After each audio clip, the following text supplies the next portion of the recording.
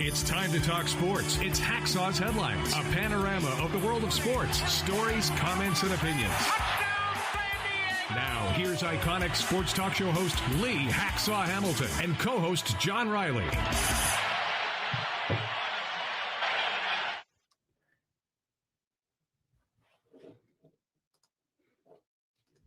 Okay, we're just going to go to it right now.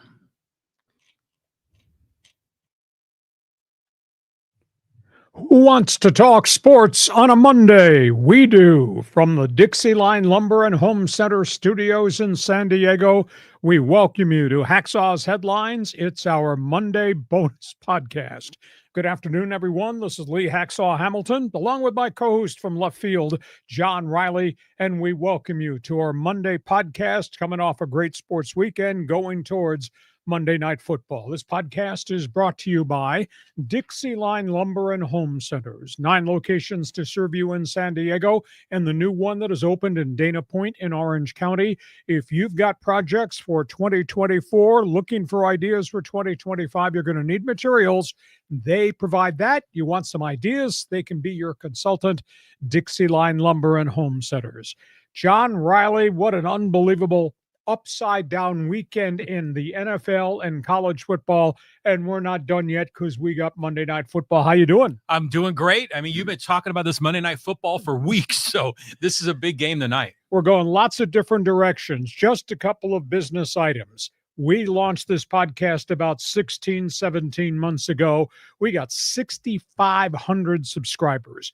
We would like to add you to our roster of subscribers. Just join us, subscribe on YouTube. Thereby, you will get the alerts every time we put something new on the YouTube channel, which is quite often during the course of the week. Second item, you like sports? I invite you to sample my website. That's the address right across the top, LeeHacksawHamilton.com. It's all written. It is absolutely free. You won't believe the volume of information that will be at your fingertips the first thing every morning. Sample the website. Want you to share, tell everybody what we do. Monday's bonus podcast, our regular Thursday podcast. Also, you're on social media. I want you to join my team. I used to call Twitter All-Star Team. Go to X, type in my handle, at Hacksaw1090, at Hacksaw1090, hit the follow button. Thereby, you'll get all the alerts when I put them up on X, a.k.a. Twitter. We're going a lot of different directions. John, topic one, go ahead, punch one up. What do you want to talk about? Monday Night Football, the Harbaugh Bowl. Here we go. Oh, what a matchup. Excuse me. I'm tired of John versus Jim. I'm tired of the Harbaugh brothers. Tired of the Harbaugh Bowl. Although I will say this, based on the fact Jack Harbaugh was a really good college coach, an NFL assistant, what John's done in Baltimore, what Jim did in San Francisco, and is now in reinventing with the Chargers, I think it's safe to say the Harbaughs are really the first family of football in the NFL right now. Not Team Spanos. Anyhow, Monday Night Football. Do you think this will be a quarterback shootout? Hell yes. Justin Herbert is as hot as anybody. 13 touchdowns, 1 interception, quarterback rating of 102. He has made every one of those wide receivers at the line of scrimmage much better. Those Charger 3 wide receivers, led by the kid McConkey, he's averaging 14 yards per catch. Josh Palmer, second-year guy, 15 yards per catch. Quentin Johnston, 16 yards per reception. That's all because of Justin Herbert. Now, there are other issues. I don't like the offensive front. They're not protecting him. He's taken too many hits. Yes, they got J.K. Dobbins, and yes, they have Gus Edwards, and at times they run the ball, but not like they ran it early in the season. And the defensive side of the football, 34 sacks, allowed only 15 touchdowns in 10 games this season, which is tremendously impressive, and they're holding opposing quarterbacks to 32% conversion on third downs. Now, last week, they almost got beat. They got lit up by Joe Burrow, who threw for 346 and almost gave the Bengals a win. So the Charger defense still has a lot to prove tonight because they're looking at an MVP candidate. That is Lamar Jackson. Lamar Jackson, as of kickoff tonight, 3,400 plus all-purpose yards, run and throw. 27 touchdowns, 3 interceptions. And when he's not doing it, Derrick Henry is. The Powerball back. Derrick Henry, 1,185 yards, is averaging 6 yards per carry. They're 3 deep at wide receiver. They got 3 really unique, different tight ends. I think they present enormous problems for the Chargers. With apologies in advance, I don't buy the Chargers' defensive statistics yet because they only played 1 good quarterback this season, and that guy nearly beat them last week in Cincinnati. This guy, the MVP candidate, could beat them. I think it's going to be a great game.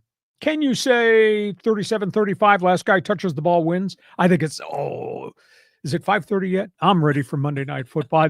I love big games, and this is a big regular season game. And John Riley says, ever since Tuesday, you've been saying, is it Monday night yet? And now you're saying, is it 5:30 yet? So I want to ask you about the Chargers running backs, Gus Edwards and J.K. Dobbins. Do you think they're going to have a big game against their former team? Well, Baltimore knows them. They knows what they can do. Obviously, somebody's got to win a battle at the line of scrimmage. Baltimore's defense is not great. Ravens are averaging 430 yards a game on offense because this, for the first time in Lamar Jackson's career, he's got pretty good people around him. Defensively, they don't have the inside linebacker Roquan Smith, who makes a lot of things happen. He's hurt. They're really young defensively. Historically, John Harbaugh and the Ravens got rid of players a year early rather than keep them. Well, they got a lot of young guys that are learning on the job, and they have some good games, and they have games, which is why they've lost 4 this season, despite the dynamics of everything King Lamar is at quarterback. So I think the Chargers will try to run it, but I think they got to make it a throwing contest because I don't know if Baltimore's secondary can cover all the things that the Chargers are going to do. And I think the Chargers have to make it a throwing contest because I got to believe Lamar's going down the field all these possessions.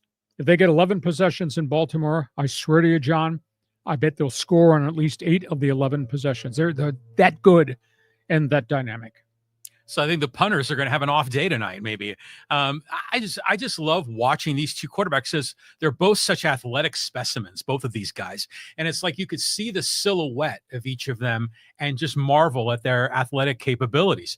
So I don't know. I'm a big fan of Derrick Henry. I loved him in Tennessee. The way that dude rumbles down the field. I mean, the guy is huge. And it just beats on you. You know, you might hold him 2 yards, 3 yards, 1 yard. But are you going to be able to hold him on the 15th carry or the 22nd carry? Exactly. He just wears you out and he just punishes you. And if he gets that next step to the second level, you can't bring him down. Now you're asking your 5'11" cornerbacks to make tackles on a thug that's 250 pounds. Yeah, that's a tough assignment. Yeah. But, you know, this will be good, like national spotlight, East Coast, West Coast. I mean, this could be a real, a great game for Monday Night Football. Barn burner, last guy touches the game, wins. I don't know who to root for. I don't know who to pick. I am such a Justin Herbert fan, but I have such regard because Lamar Jackson has made himself a really complete quarterback. When he first got there from Louisville, he could run, but his passing he was really inaccurate. Dude is almost completing 70% of his throws on top of everything else. Well, I was amazed at both quarterbacks touchdown interception ratios. Phenomenal. You said 27-3 for Jackson. And what is it for Herbert? 13-1. Unbelievable. That's just out of control. Here's a final stat you should consider. On Monday Night Football, Lamar Jackson, quarterback rating 124. That's some other galaxy. Holy crap. 20 touchdowns, no picks in Monday Night Football. This reminds me of the Oakland Raiders. Remember, they were like awesome on Monday Night Football for a while. So I imagine the Ravens have got to be the favorite. They're playing at home. Couple of points. What's the weather like going to be like in Baltimore? Game's here. Oh, it's here. SoFi. So they were at SoFi last night with the Rams too. Yes. So quick stadium conversion. Yeah. We got everything to look forward to with one thing missing. Could you imagine what would come out of his mouth? The superlatives, the adjectives, the adverbs. If Howard Cosell was in the booth tonight describing this, Harbaugh brothers, this, Lamar versus Herbert, this, the fans in the stands. Howard Cosell. Yeah. Oh, here you go. I know. I remember that in my youth in Monday Night Football. And that guy, at first I thought he was an arrogant ass, but then I really warmed up to him, and I liked the guy, and I loved his relationship with Muhammad Ali. Okay, and how does it sound again? Howard Cosell. You've been drinking early, haven't you? I think I have, yeah. Okay, Monday Night Football, it's going to be great. Hey, you got a comment, a question, you got a statement to make. Fans Forum chat box is open. Fill it up with football fans right now. And if that's not enough, let's talk about what happened this weekend in the NFL, because the league got turned upside down. Yeah, I mean, these games are unbelievable. The Rams and Eagles last night was something. Philadelphia sledgehammers the Rams. Sean McVay knew this was going to be hard. It was even worse than hard. How about Saquon Barkley? 70-yard touchdown run, followed by a 72-yard touchdown run. Saquon Barkley finishes with 255 on the ground, finishes with 302 all-purpose yards. All Jalen Hurts had to do was hand the ball off. And then Philadelphia's defense, which has just gotten progressively tougher, bigger, more physical, and meaner as the season's gone on. They sacked Matthew Stafford 5 times. He took some wicked hits, and yet he stood in there in the final 2 minutes of the game, making passes down the field to get him on the scoreboard. But Philadelphia just slugs their way to victory. Second game, Green Bay, San Francisco. Jordan Love did not have a great game statistically, but his running back sure did. Josh Jacobs, the ex-Ram, busted for 106, 3 touchdowns, and they killed San Francisco. 49ers running out of players. 49er offense kept turning the football over. Packers really dominant win. Frisco's in huge trouble at 5-6. They might not make the playoffs. We still don't know whether Brock Purdy comes back next week. Third game to me was a bit of a surprise. I thought this was going to be Geno Smith, Seattle, Kyler Murray, Arizona. Arizona's offense just totally disappeared. And it's not like the Seahawks have a bunch of Pro Bowlers on the defensive side of the football. Geno Smith made enough plays down the field to get them in field goal position. Seahawks took an intercepted pass back 60 for the game-winning score. Seattle stuns Arizona. And I thought Arizona was going to push the winning streak to 5 in a row. Here's the other big issue. Arizona had this hot spell to propel themselves back in the upper echelon of the NFC West. Arizona has 4 of 6 on the road. So this road, fighting for these playoff spots here as November flips into December, this is not going to be hard for them, or not easy for them. So, John, your thoughts on Saquon Barkley, the 49ers, and what the hell happened in Arizona? The NFC West is up for grabs. Upside down. It's amazing. I mean, so what is it? It's Seattle. Is it 6-5? I think. And are the Cardinals also 6-5, or are they 5-6?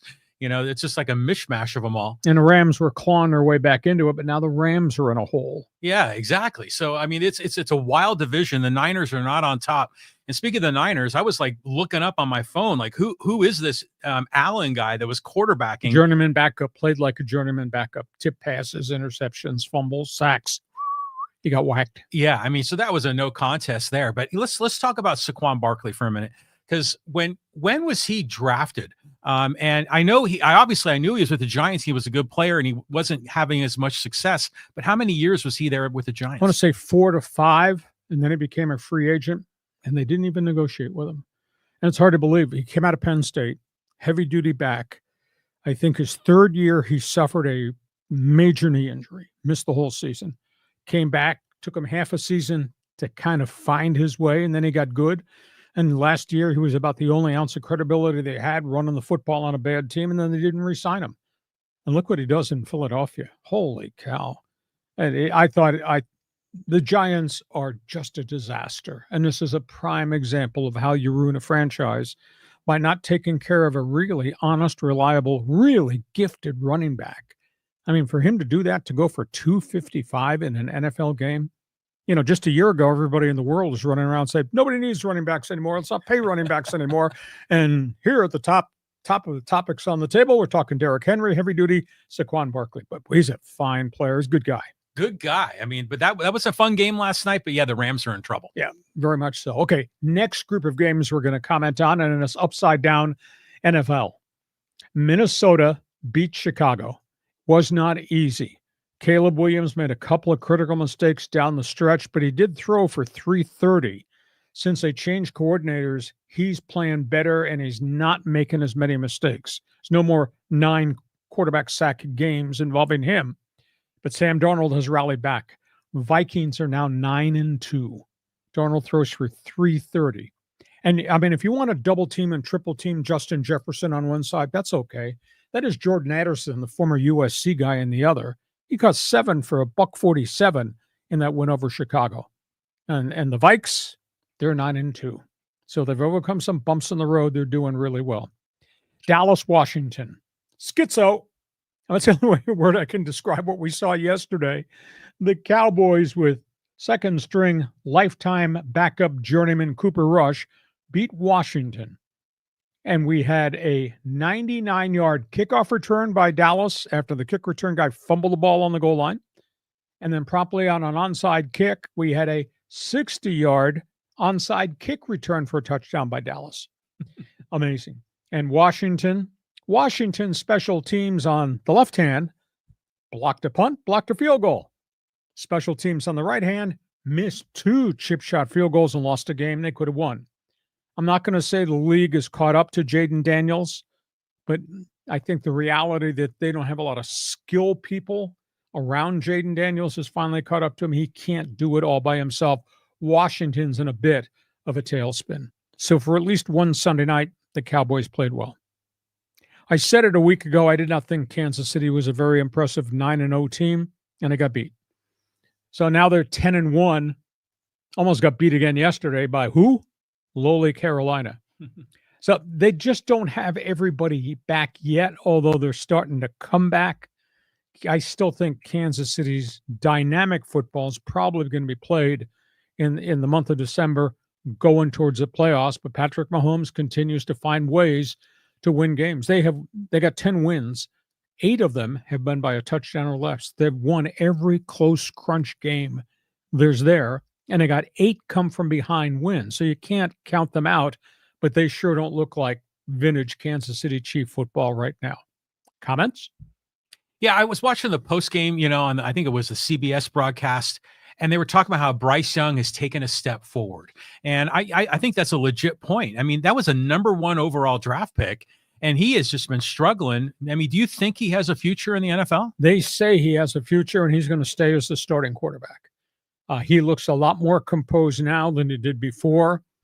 They have a new offensive coordinator. Maybe that's got something to do with it. Maybe Dave Canales is growing in to the head coaching job. I still don't think they got enough firepower around him. They got 1 running back, 1 or 2 receivers. None of those guys are going to Pro Bowl votes. So it's just a growth process. But when we saw him early in the season, they were miserable. At one point, his record was 2-17 as a starter, and they benched him. Now, he's put together 3 pretty decent performances in a row since the backup Andy Dalton got hurt. So it's a growth process. But you're on a bad team. You need more players on that bad team. Carolina's going to have another high first-round draft pick to add more players to a bad football team. Yeah, the other 2 games, they're so loving the success of Kevin O'Connell. I wish him the best. The Washington Dallas Cowboys game was something. Schizo. Now, it's totally schizo. Now, Jaden Daniels should have won that game. I mean, if their kicker makes those point afters, then they win it. But I just kept thinking, imagine being a kicker in the NFL with the game on the line, with seconds left. You've got to kick a field goal that should be a chip shot, and it's hard. I mean, that is playing a violin now on behalf of kickers. Yeah, but that's a tough assignment. That's what you're getting paid all that money for. Yeah, you are. I mean, but there was a bad snap too on that last one. Yeah. And he was emotionally devastated. He cried in the locker room. Oh, I believe it. I mean, I give him credit. He stood up and talked to the media, and he started to cry. His name might be on waivers by tomorrow, but we'll see. But it's tough. If you got a good kicker, then you better hold on to him and hope he doesn't get hurt. But there are a lot of kickers out there. The Chargers have a really good kicker, and he was unemployed 2 years ago. Cameron Dicker the kicker. And he's just, I'll curse him now. I'm going to say he's money. I'll put the curse on him. Yeah, you did. Thank you. But he's money. You can find him, and then you got to work with him and coach him up. But these guys go to academies. Former kickers have started teaching schools. They primarily work with college kids and high school kids. Carolina's got a good kicker. His name is Young Kim. He was with the Chargers Oh, initially. yeah, I remember him. And he was booting them all over the place. He got cut. And now he got hooked up with former Charger kicker John Carney. This guy's a Pro Bowler now in Carolina with the Panthers. Good for him. So you can coach them up. You can work with them. You can help them mentally. You can obviously help their mechanics physically. So we'll see if Washington stays with who they are. But when you play so hard and your kicker misses 2 chip shots, ooh, that's hurt. That's hard. Bring me Garrow, your premium. Yeah. So that's where we are, all things NFL. One other item, peeking in the NFL notebook here. John, go ahead. Quarterback, running back, media in the news. Yeah, let's talk about this whole New York Giants situation. He is on the clock Monday night at 5 p.m. If he's not claimed on waivers, Daniel Jones becomes an unrestricted free agent. He, of course, is the highly paid, now unemployed New York Giant quarterback. Players in that Giant locker room are really upset. They played terrible yesterday. They got creamed. The players are bitching at the play calling. One player, Malik Neighbors, stood up and said, he's a high first-round pick. He said, I wasn't targeted till the score was 30-0. What is Brian Daboll doing as head coach? Yeah. So there's a huge uproar there. And another player sounded off. Well, I guess it wasn't DJ's fault. It wasn't Jones's fault that the Giants got beat yesterday. Right. So it'll be interesting to see where he winds up. He's going to get his money. Giants are taking a $13 million cap hit the rest of this season, $22 million cap hit. They made a terrible mistake, and they did a terrible job putting players around him. Here's the question about Daniel Jones. I keep hearing he's going to an NFL team with playoff aspirations as an insurance policy. I was told Minnesota has already contacted him. Buffalo has contacted him. Now, San Francisco's got issues. They've contacted him. I was told there's at least 5 teams that want to bring him in this week to meet. But he's healthy and he's ready to play. He won't be your starter. He can be a reliable backup. He can learn the playbook as we go. And then he goes and becomes a free agent at the end of the season. And if he does well for you in an emergency thing, maybe you sign him and you keep him. If not, he's got this under his belt, and then he can go out on the open market as a free agent. So keep an eye on, maybe something happens late Monday night, first thing Tuesday with Daniel Jones, but he got screwed in New York more ways than one with the Giants situation. Second one, this is a really tough story to talk about. He was so popular here as a San Diego Charger, then up there, Austin Eckler hospitalized, really bad concussion, second head injury in about a month. He got wiped out on a kickoff return. I mean, he was down on the field, I'd say, for a good 8 minutes. They took him to the hospital. He was still in the hospital as of this morning. I don't think Eckler is going to play the rest of the season. That's terrible. A couple of other notes. This is a weird media note. I know you watch this. I know you probably pounded on the table. ESPN has canceled Around the Horn. Remember that show where they kind of launched it, and they brought in sports columnists from all over the country, and they debate hot topics on there. I mean, it was really cool. It was almost like it was this podcast before podcast ever began. Pretty much, It's on ESPN. Anyway, they've canceled it after 23 years, which is kind of surprising to me. I think the problem is now, with apologies, there's so much damn noise out there. What differentiates them from any of the other stuff on ESPN, your guy, Stephen A. Smith, screaming every morning, or across the street with whatever Fox has got on now. So there's so much noise out there, so I don't know whether it's a good move or a bad move. The other thing, this guy was the pioneer. This guy, the first guy to ever do it. He was in USA Today. Rudy Martzke was their first radio TV columnist nationally. Mm-hmm. And he kind of pioneered that corner of print media. He just passed away over the weekend at the age of 82. He was kind of an interesting guy, very different writing style, was not a hatchet man. Union Tribune, started to develop, quote, radio TV columnists, and all they did was just bag on talk show hosts and play-by-play guys. It's that we don't live in a negative world. We don't all do bad work. But Rudy Martzke passed away at age 82, and he was really gifted. He was based out of Chicago, and he was the first one to did it. And then suddenly all the other newspapers, when your sports section had employees, they started to develop some of those guys. I go crazy. Don't get me started on the sports section of newspapers right now. LA Times, They changed their whole structure. And they had a great sports department with Pulitzer Prize winners and all kinds of the Jim Murrays of the world. Now in the LA Times sports section, you get yesterday's news a day later. I mean, it's really terrible. Yeah. I opened it up because I like to read the notes and all that. And there's a huge volume, Laker story on Monday morning about the Laker game that was played on Saturday night, because they moved the freaking deadlines up so early you can't get anything filed as it relates to game coverage. Think about that. We all know the end result of the game. Lakers got killed by Denver, but we can't read about it the next morning because we got to read about it the following morning because of deadlines. Don't get me started in newspapers. Anyhow, that's the latest we are with Daniel Jones, Austin Eckler, and the media. Everything in the media is changing. I mean, you think? And not just sports, but everything else. I mean, like Elon Musk is saying, we are the media, like X is the media. And longtime journalists in sports and in traditional news are fighting back against that.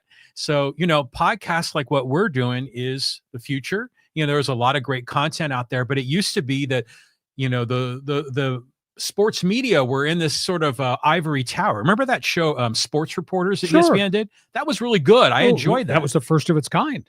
But we can get a lot more of that content in a lot of different ways. And so I think, here's an example of ESPN is trying to adapt to the new reality. So that's where we are, all things there. Lots to cover. If you're a football fan, feel free to jump on board, pick one of these topics off the table. Where do you want to go next? College football here, and the Aztecs, that was a rough go in Logan, Utah. Oh my goodness. San Diego State season. Nice headline, Blowout City. I don't know how to tell you what I think about what's going on at San Diego State. Maybe I need not. People don't give a crap. That's the worst part of what's happened. And again, this is coming from somebody that broadcast Aztec football. First time around, I did it in the Marshall Falk era. John, they drew 48 to 51,000 fans a home game. I remember that. Last home game, San Diego State had 12,775 in the shiny new stadium. Product is just poor. How can I couch this phrase? Sean Lewis comes on board as head coach. Great resume, great expectation, greater disappointment.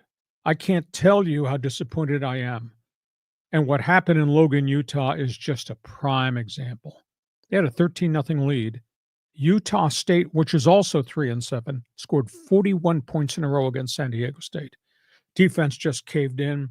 Offense has just never arrived. This fascinating 200-page playbook that he brought with him from Colorado that he polished at Kent State when they did so many great things just doesn't work right now. It's a byproduct. Offensive line's a mess. Had 10 different starting offensive linemen, 18-year-old freshman quarterback who's got guts. Danny O'Neill's been so impressive. Tough guy running back. Do you remember Darren Sproles, San Diego Chargers? Yeah. Number We 43. just talked about Austin Eckler. This kid, Marquez Cooper, is like them. I don't know if he'll play in the NFL. Maybe as a specialty guy. Maybe goes to Canada. But boy, he's fast and he plays with a fury and he's tough. He can't do it by himself. But to see San Diego State just get sledgehammered the way they did by what I think is a substandard Utah State team, this thing is in such disrepair. They lost 42 players to the transfer portal. They never recovered. They lost 12 guys who went to upper Division I programs. And then you add in all the injuries that wiped out the offensive line. So Sean Lewis, effective on Monday, got a lot of work to get done. I was stunned. I just came from the press conference. They're not even holding a season-ending football banquet for the players. Really? Yeah, I was kind of shocked. But he says, that's the way I've always done it. He says, when we get to the end of the season, these guys scatter to the wind. Huh? Camaraderie and all that, things you've been preaching all season. He says, no, I've never done it. It's just a personal coach's choice, which I think is really a strange way to end a football season. He says, when we're in that locker room at 8 o'clock Saturday night after the game, that'll be the final time we would get together as a group. He's got a lot of work to do. His job is not in jeopardy. I don't care what Aztec fans, social media say, but there better not be a 3-8 or a 4-9 football season next year. He's got to fix this. There's got to be continuity. They got to stop the bleeding of player personnel. So we'll see. I like them. I believe them. But boy, this was misery. And when they were getting killed in the fourth quarter, I texted my co-partner here, who was sitting on the couch passed out.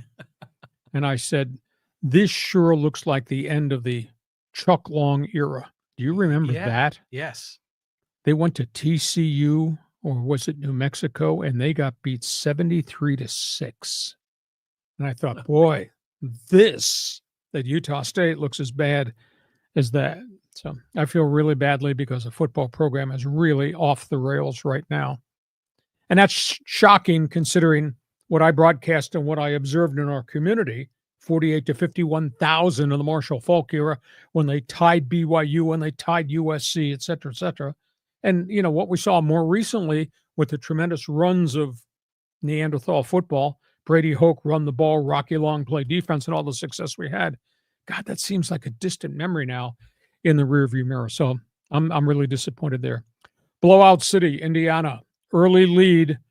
Ohio State went down the field with the kid quarterback Curtis Wark, the transfer from Ohio U, couldn't get it in the end zone and wound up getting battered 38-7, maybe it was.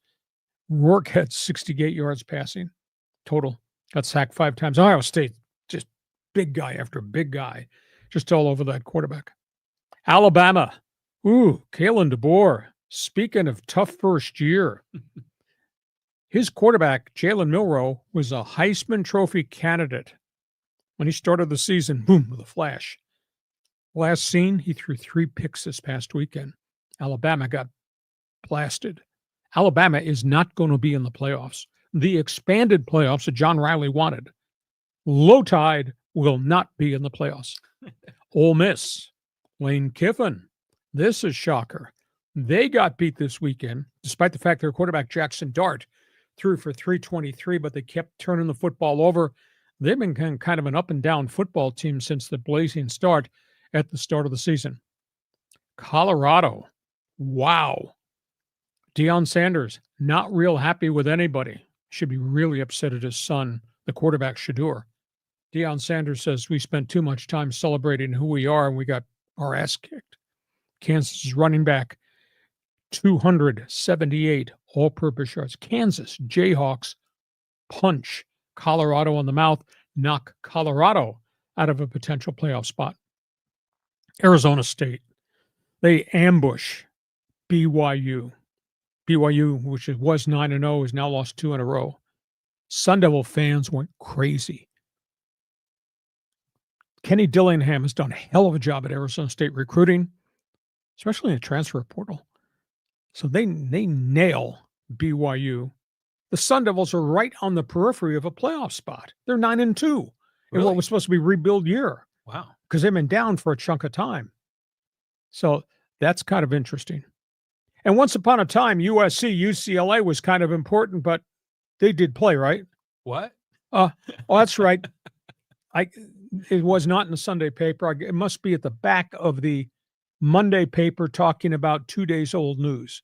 USC beat UCLA. It was not a masterpiece. I was like, can I use my Rembrandt quote? Yeah. It's not a masterpiece, more like a smudged kindergarten finger painting. It was not impressive. But Jaden Mayava led them to another victory. So USC is feeling better now at 6-5, and UCLA is now 4-7 and a wasted season going to the Big Ten Conference. So those are hot headlines in college football. And John Riley says, you weren't cursing at the TV watching the Aztecs get smoked at Utah State, were you? I was flipping channels, and every game I was watching was a disaster. Yeah. I was rooting for Colorado. I was rooting for Indiana. I was rooting for the Aztecs, and they all got killed. But imagine being an Indiana Hoosier football fan who has suffered for decades, had been beaten by Ohio State something like, 25 or 30 years in a row. Since 1988, pal, the math is 36 years in a row. 36, and you finally have a team. You're undefeated. You're ranked number 5. You go into the horseshoe. You had a 7-0 lead, and I was like, "Hey, this is going to finally be it." And then everything went to hell in a handbasket. Couldn't put the ball in the end zone. They were down there 3 times and scored 1 touchdown. Yeah, and Rourke was just overwhelmed. I mean, he drop back 3 steps, and he immediately had like big guys on him. There was no chance there. the Colorado game was something. It's clearly that the team underestimated their opponent. I saw Coach Prime's post-game speech, and I loved every bit of it. I'm a big Prime fan. But there were a lot of times that the Kansas defense was taking shots at Shedeur Sanders and like taking out his knees or like hitting him when he was down. That was cheap shots. Shedeur shoved the referee and did not get ejected from the game. I'm really surprised at that. I guess they play for a different set of rules with Coach Prime's kids versus anybody else. He's probably frustrated at all the crap he was getting. You don't do that to a ref. Yeah, you don't. No, it's not. So that's where we are. But yeah, Kansas and they were playing at Arrowhead Stadium in Kansas City.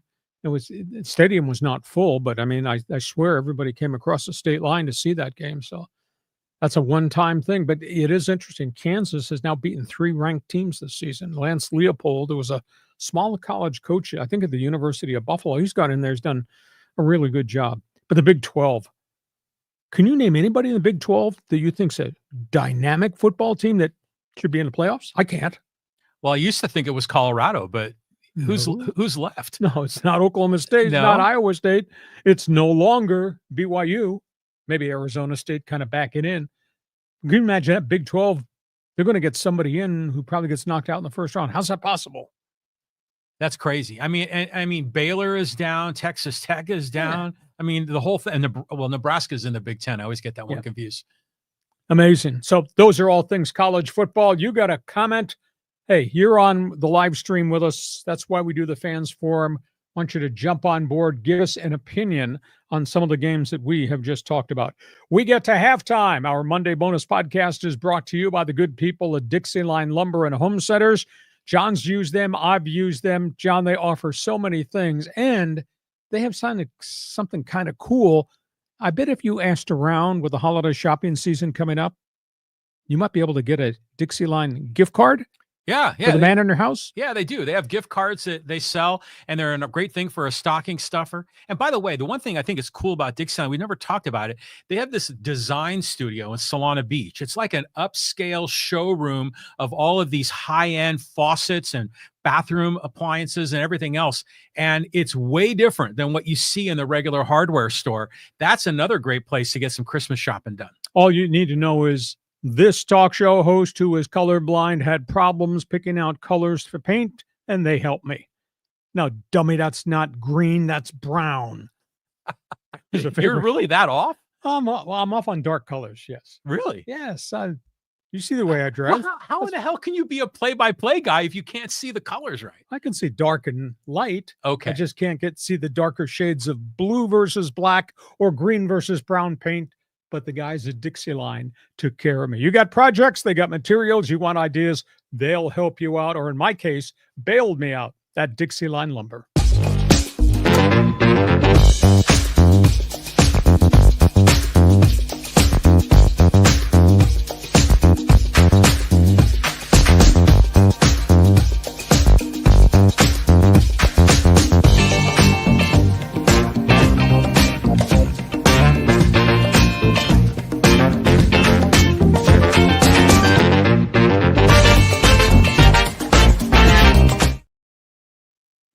We do sports talk the way it should be done. That's why this podcast has been in business 16, 17 months. It's great. We got more than 6,500 subscribers. Hey, you watch us on Mondays and Thursdays. We want you to subscribe. Then you will get the alerts every time we put something new, and we do it a lot, up on the YouTube channel. I invite you to check my website. It's leehacksawhamilton.com. It's all written. When I'm done with the podcast, just punch up the website, see the volume of information that's there. It's always there first thing every morning for you. You're on social media. Join my team on social media. It's called Twitter All-Star Team. Just type in my handle at Hacksaw1090, at Hacksaw1090. Hit the follow button. Also, I want you to share. Tell everybody what we do Mondays and Thursdays. Want you to subscribe. Thereby, you will get alerts with the new info we put up on the YouTube channel. And when we are done with my topics on the table, you are going to get the 3 square feet here at this table. You're going to get the chance to take over what we call Fans Forum. John, just describe for all the people on live stream and the first-timers, Rookies of the Year candidates, how Fans Forum works. Yeah, there's a lot of first timers here. Flegel just dropped in. So this is great. You know, if you have a question or comment in the world of sports, just type it in the live chat on Facebook, YouTube, or X, and we'll get you involved in Fans Forum. And yes, we do sports talk the way it should be done. Okay, we go to the second half of our Monday bonus podcast. A lot of different other stories. Let's start with baseball, John. Baseball, Padres, Dodgers, Angels, a little roster shuffling. I have never seen this before. This past week, teams had to turn in their list of the 40-man protected players who won't be available in the Rule 5 draft. Most clubs really struggle. Do I keep this AAA guy on my protected list? Or do I expose him and bring up somebody on AA and put him on 40? Everybody's 40-man list is full. Everybody has these tough decisions, except the Padres. I've never seen this. We're going to the December winter baseball meetings. The Padres have 33 guys on their list. 33. They got 7 open slots, which means they don't have a lot of guys at the top of the farm system that they think are very good. That is really stunning. I've never seen 33 on a 40-man protected list. Now you can say, well, Hacksaut's no problem. And AJ Preller is going to be able to go get guys and put them right on the 40-man roster. Yeah, he's got to have budget space. We still don't know how much money he's got.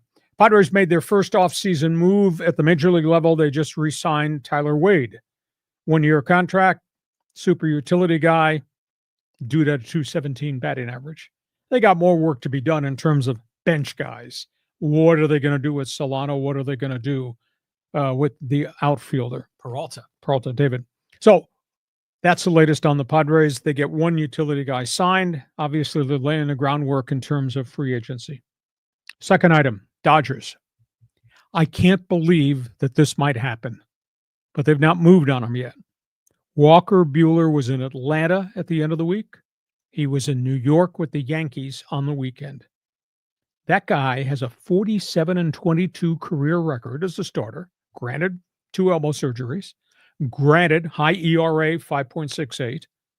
Granted, 13 shutout innings in a row in the World Series.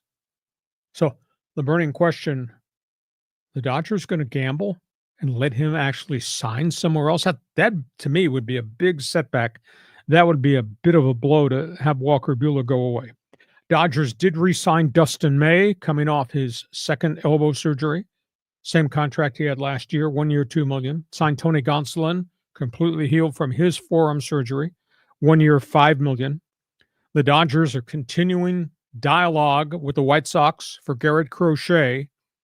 I've been told that the White Sox want Gavin Lux, and they want the center fielder Andy Pages, as well as a top minor league pitcher. The Dodgers evidently are offering Outman and Lux and a lower prospect.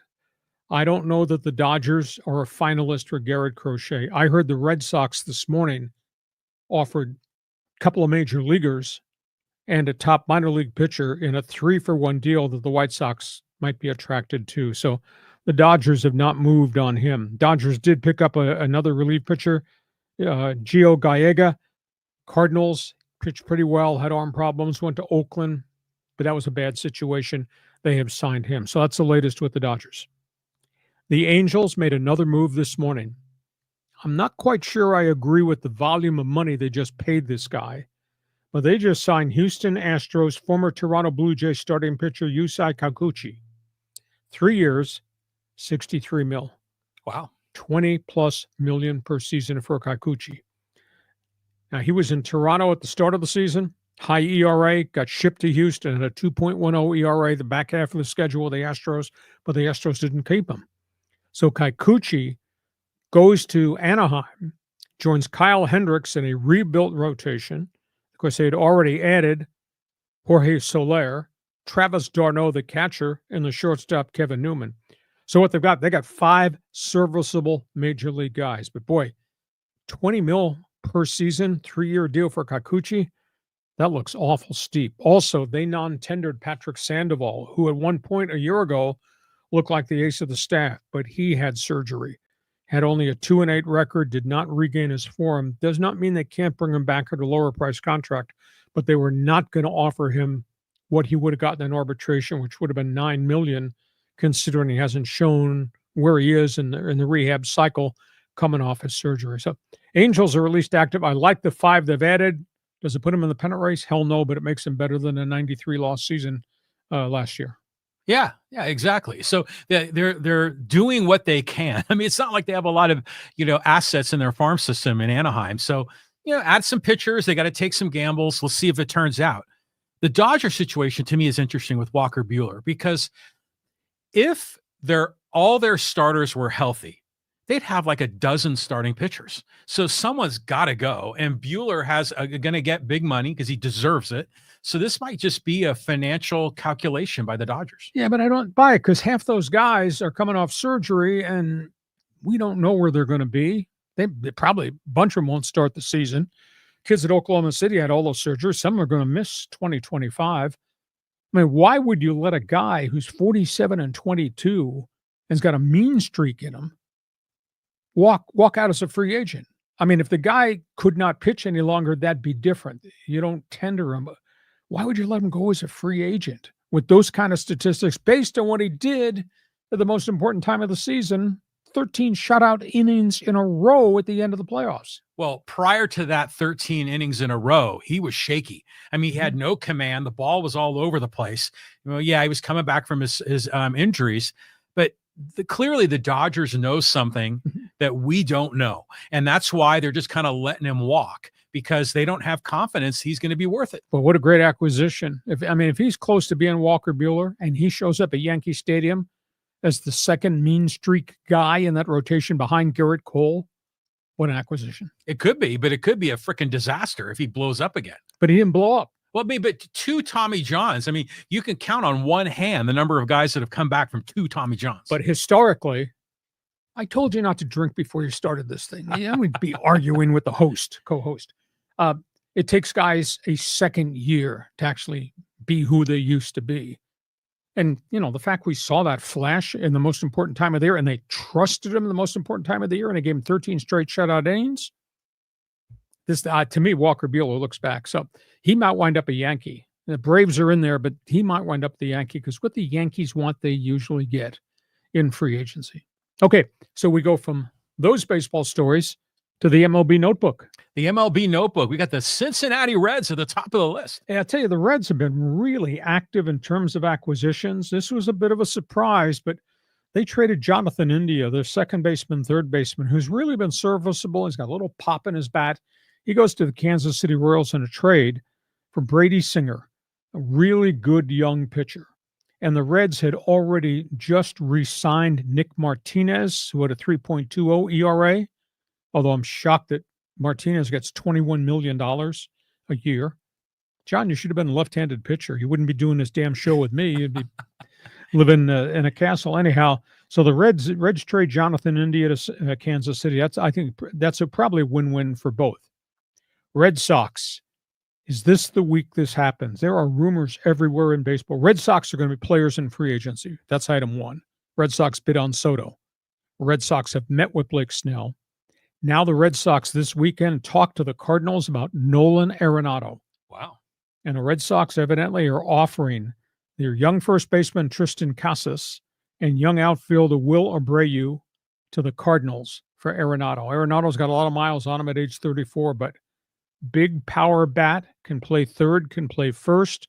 And by the way, he'd be taking his swings at Fenway Park with the Green Monster out there. Interesting. That's an interesting acquisition if Boston gets it. We'll find out if that deal happens. Colorado, what a disaster. They're getting rid of all the players. They're cutting their payroll, and they're in last place, lost 100-plus games. They non-tender starters 2 and 3 in the rotation. Cal Quantrill, Austin Gomber, both non-tendered by the Rockies because they didn't want to pay him what they would have gotten in arbitration. Those guys go on the market. And they had a young second baseman. His name was Brendan Rodgers. Hit like hell 2 years ago, all-star. They non-tendered him. They let him go. So those are 3 Rocky players that I think are fairly serviceable becoming free agents. Yankees, great debate. Oh, to be doing sports talk radio in New York. Do you think I'd hit a few hot buttons of people if I was on WFAN right now? Aaron Judge, after being named MVP with Ohtani this past week, says over the weekend, as far as I'm concerned, the only thing that matters with the New York Yankees is their reputation to go get players and to keep players. Aaron Judge says they can pay Juan Soto whatever they can to keep him because that's who Yankee baseball is. Very interesting observation there. And the last one, sad note. I tried to think when he first broke in who I compared him with. And the first name that came to mind might have been Swug, Will McCovey, San Francisco. Oh, yeah. Second one might have been Baby Bull, Orlando Cepeda. Right. Rico Cardi just passed away. Remember him? I do. Big bat, Caribbean player. Hit .299 first year off the islands for the Atlanta Braves. A couple of years later, he hit .366. Whoa. Phenomenal ball player. Played 14 years in the majors. Most success was with Atlanta. I crossed paths with him when I was working in Cleveland. Remember the big actor with the big bat in Big League, the Martin Sheen movie? The voodoo guy. Oh, yeah. Yeah, big power hitting first baseman. Yeah, he was like from the Dominican, I think. Yeah, and that's kind of who they portrayed was Rico Cardi. Really? He showed up, and he was a monstrously big man and gentle, nice, deep voice. I mean, he was just really cool guy. Anyhow, Rico Cardi passed away. Lifetime .299 hitter. I think he had 204 home runs over the course of his career. He passes away in the Caribbean at age 86. He was a great player. So, John, topics on the table. Go ahead and respond. Topics on the table. Like Rico Cardi, was he on the Red Sox or the Reds in the 75 World Series? It was the Reds. Yeah, because I remember he hit like a pinch hit home run in one of those games, and we were all like, "Oh yeah, Rico Cardi," and so, but I didn't know that he was like the model for the guy on Major Leagues. That's funny. It's interesting when you look at the waiver wire and all the names. The one name you mentioned, you didn't mention with the Angels, was Mickey Moniak was released, #1 overall pick from San Diego. Well, he was non-tendered, but they could always bring him back. They just didn't want to tender him at what he was supposed to get in arbitration. But the guy hit 201. Yeah, so he's not on the 40-man roster then, right? Well, if he's non-tendered, he is a street free agent, right? But you can still pick up the phone and call him and bring him back. The Angels they're in a tough situation. They got Moniak hit 201. Joe Adell hit 20 home runs. He's a former first-round pick, but he hit 205. And you had no Mike Trout. That was your starting outfield. You can't bring all these guys back at the prices they want. Right. Well, you got to find space for Soler as well. But it's interesting how you look at the non-tendered list and the waiver wire. There's a lot of first-round picks that are gone. And then you also see a lot of guys that A.J. Preller traded away that have eventually drifted off because, Preller identified them as not really being major league level. Quantrill. Yeah, that's one of many examples. Exactly. Okay. Now, how about the Red Sox? Do you think Arenado would hit a few shots at Fenway Park? He'd be fantastic there. But doesn't Devers play third? They can move him to first. Devers, I did not realize this. Devers is the second worst fielding third baseman in baseball. Really? I didn't realize that. I don't study the metrics minutia all the time because there's too much other minutia that I pay attention to. You're the one that knows more minutia than anybody. But yeah, I read today that they want to move him to first base over the objection of his agent. But the reality is, one of the columnists in Boston wrote, he's the second worst rated fielding third baseman in baseball. Great hitter, no doubt about it, but doesn't play first base real well. Then that's perfect to get Arenado to play third, and then move Devers over to the other side of the infield. Funniest story. First time I ever went to Fenway Park, I sat in left center in the bleachers, right on the corner. And my wife looked at the Fenway scoreboard and said, "Boy, there's a lot of dents in that board, that green wall." I said, "Yeah, that's Fenway Park. Green monster. Home runs ricochet off there." It was all dented. It was hilarious. Yeah. I remember my first time at Fenway, I was there with one of my buddies in the late 80s, and we were saying, next time Jim Rice is up, he's hitting a home run. And sure enough, he did. And then later in the game, someone brought out like one of those inflatable dolls, and it was bouncing around like a beach ball in right field. Well, you and I always talk about, quote, the baseball philosophy of construction of a roster. Can you build a piece of your roster around guys that fit your stadium? Fenway Park right-handed hitter. Yankee Stadium short right field porch. Give me a left-hander with power. Wrigleyville, anybody can hit the ball in the wind.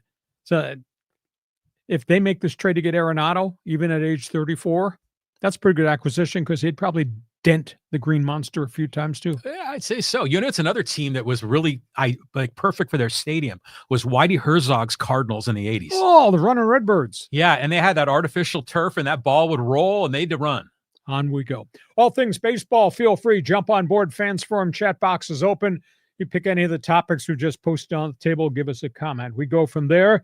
Let's talk hoops. Clippers, Lakers. I mean, we got and even the 76ers and Rockets. Yeah, a lot to cover here in pro basketball. Lakers. Lakers are trying to make a trade as of this hour. The Lakers have no inside internal defense. If Anthony Davis does not come from the 5 spot and block a shot, the Lakers get killed in the paint. Lakers are trying to make an acquisition. They're trying to make a trade to get Jonas Valanciunas, the 7'1" defensive center of the Washington Wizards. They're going to have to give up a player. They're going to have to give up a draft pick. There's some money issues there, but they need somebody who's going to clog the middle and do this because none of that is happening. They got murdered by the Denver Nuggets on the weekend. They lost 127-103. AD looks gassed. LeBron did not have a good game. Bench bunch. Nobody showed up. Dalton Connect all of a sudden couldn't drop threes. He had hit for 37 the game before. They got zinged. How bad was this? Okay, here's a question.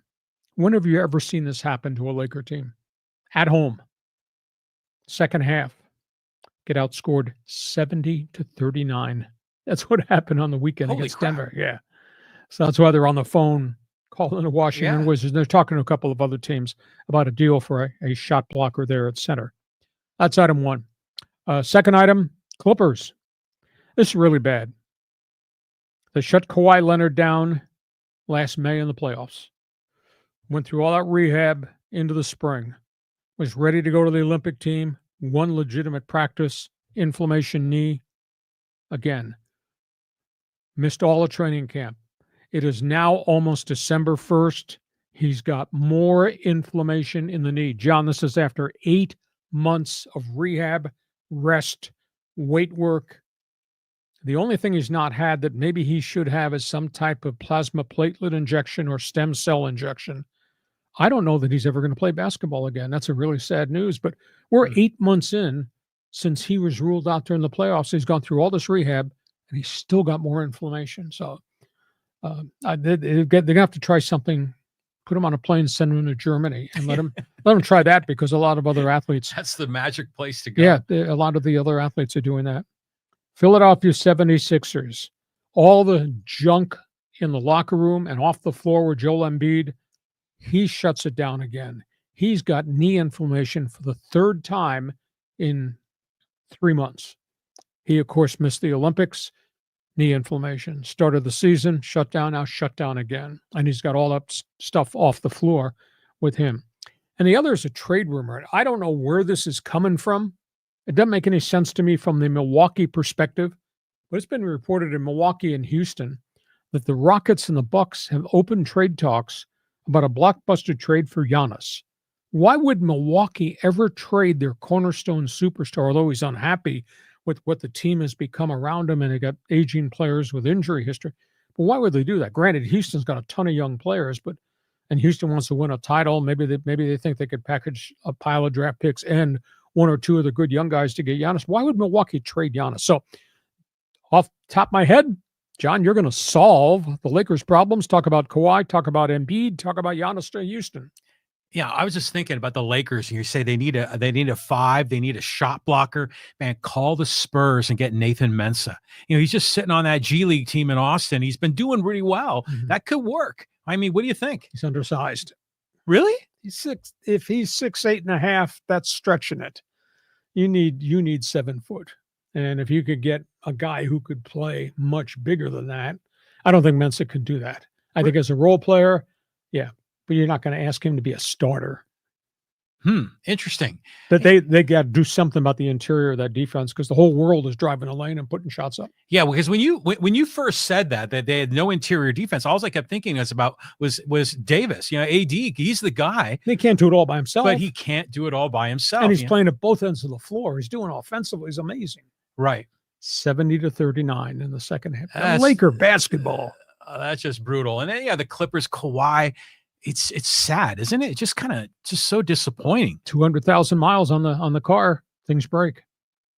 You know, he's had 3 surgeries. That's the bigger issue. I don't know if it's bone on bone or there's something else going on there, but 3 surgeries, quad, ligament, and meniscus. The meniscus is the more serious one because that's the erosion of all the support around the bone area. So maybe he should go to Germany and get a plasma platelet injection or stem cell injection and see if that can help, because he's gone through 8 months of this, 8 months of rehab, and he can't practice.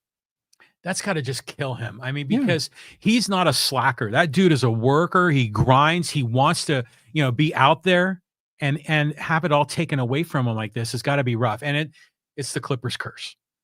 Okay.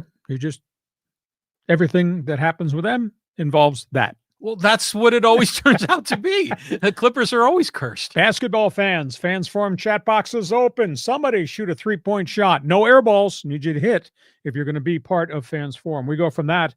Hockey hotline is open for business. This is strange. Yeah, I see one of the coaches just switched teams. Well, last week we were talking about the shock. The Boston Bruins fired Jim Montgomery, their coach, who had led them to 65 wins the year prior.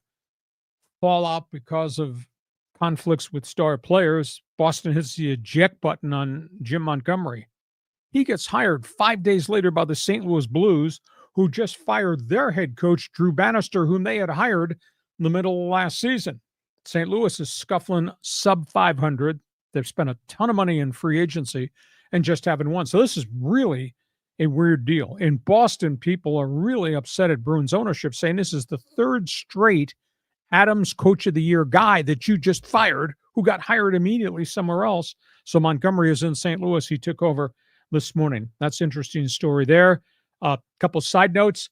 Anaheim Ducks, young guys growing up on the job, 3-game win streak. Now, they did get beat in overtime over the weekend, but they've won 4 of their last 6. So I, hockey fan, am hoping, fingers crossed, that this group of young guys led by Cutter Gauthier, the Boston College player, are going to turn the corner and they're going to become pretty good. We'll see. But they showed some flashes, and that's really good. I feel really bad for the San Diego Gulls. A lot of young guys. The Ducks have put some good young college guys here.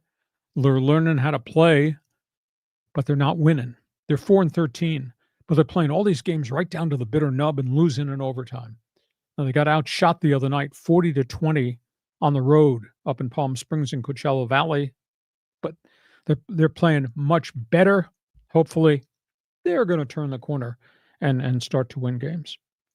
Jim Montgomery, that's amazing. 5 days after he gets fired by the Bruins, gets hired by the Blues. Yeah, that makes me think of Bruce Bochy. I mean, when you have a talented leader and they get scooped up right away. The other name that was in the best 15 this morning was Connor Bedard, and he's under fire in Chicago. Tell me about this. Well, 2 number 1 picks are under fire. We just talked about the Ducks. Trevor Zegras has 2 goals this season. This was supposed to be the cornerstone of the Ducks going forward. He only scored 6 goals last season.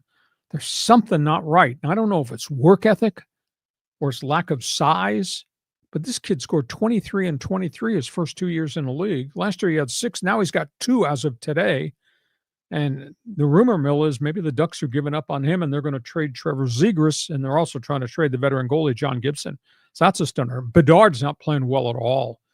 Connor Bedard was the teenage sensation. Chicago Blackhawks had a really good rookie year. He's got 3 goals in like 21 games this season, and he's like -8, which means he's not playing defense at the other end at all. So, and he's under a lot of fire in Chicago. He says, hey, I got to play better. I understand the team's not playing well either. But I'm not going to say regressed because it's still pretty early in the season. But, man, when you potted goals before and you're supposed to be the guy that's going to carry your banner, you got to score goals. Hasn't scored yet. Hey, any updates on the LA Kings? Just playing and winning for the most part. Right on. Yeah, I think their record, I want to say, is 11-6-3. Pretty good. I mean, they get a lot of goal scoring from a lot of people, and they're doing it without Drew Doughty, their all-star defenseman, and they're doing it with kind of substandard goaltending. They got a bunch of American Hockey League guys, 10 in goal, but so far so good. It's a long hockey season now. Right on. All right, latest in hockey.